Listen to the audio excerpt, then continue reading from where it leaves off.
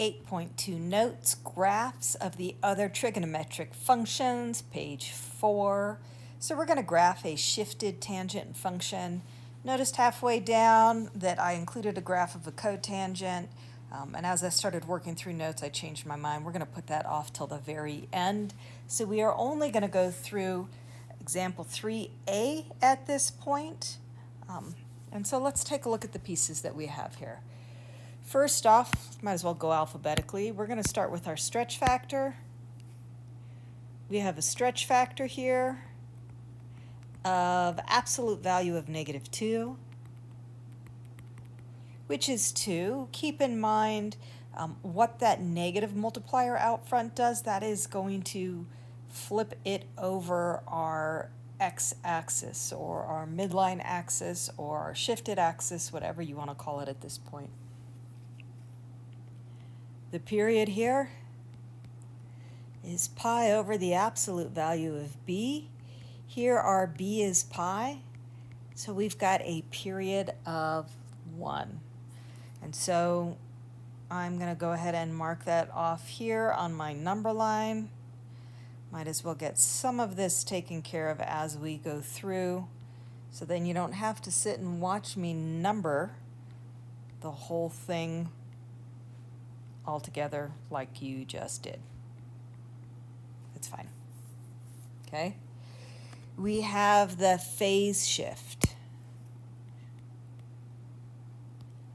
So our phase shift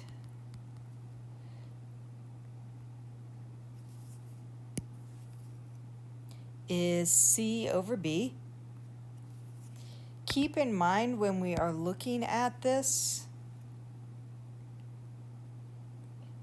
the equation looks like bx minus c.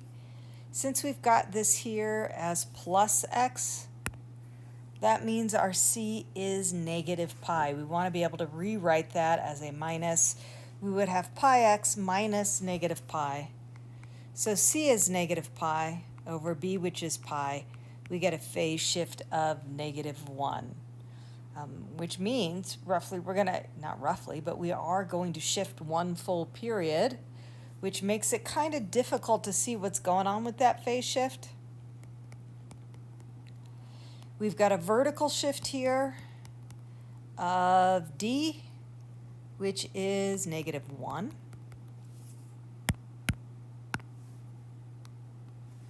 And so I'm going to go ahead and stick that in here on my graph as well. Okay.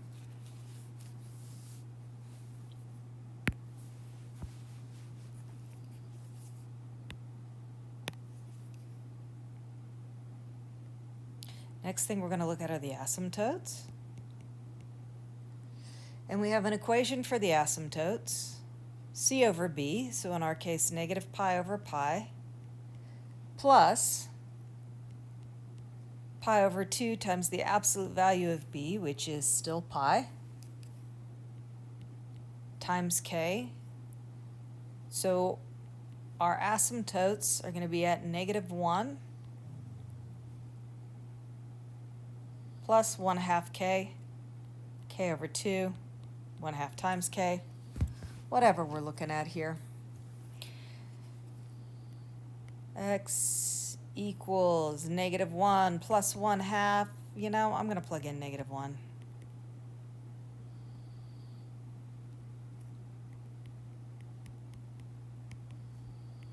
I get -3/2. I can use +1. I get -1/2. I could even use 2.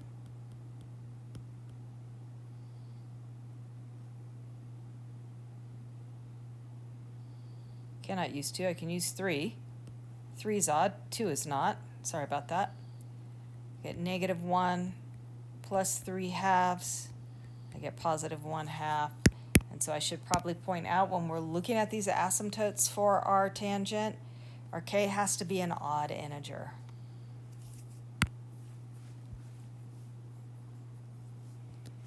Okay, so let's graph.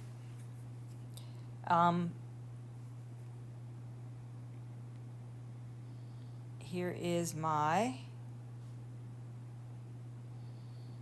-3/2. Here's my -1/2.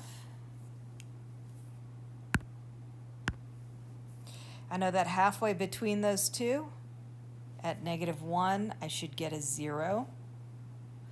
So think about what happens in my equation. I have pi times -1 plus pi. Negative pi plus pi is 0. The tangent at 0 is 0, so that works. Okay. But we've got this shifted down, so here's where my point is going. Okay. My axis has been shifted down 1, so there's my 0. Okay. From there, we know that I can split the distance between that center, that 0, and an asymptote. And it gives me my other key points.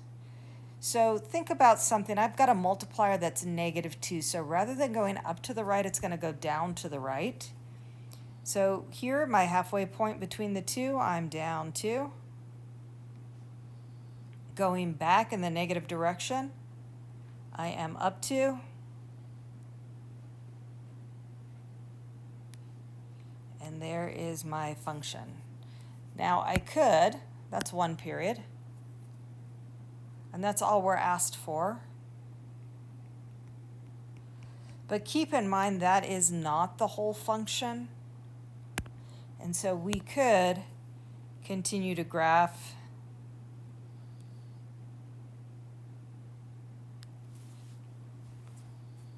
more instances of the period.